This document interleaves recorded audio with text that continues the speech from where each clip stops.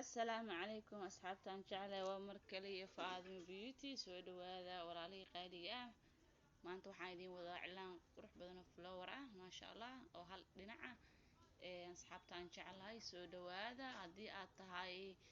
asxaabta hore noola joogtay like noogu dadaal maasha Allah adin waxba ka dhimayso anaga dhiirigelin ayay noo tahay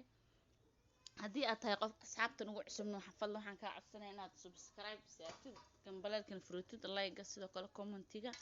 si aad ula socotid waxyaabaha aan soo gelin doono oo ku xiiso gelin doono insha Allah bidmillahi kariim maasha Allah waa kaasa dhinacaas ayuu ka bilaabanaa dhinacaas ayuu ku dhamaan doonaa insha Allah bidmillahi kariim soo dhawaada walaalay qaaliga ah bye faadmo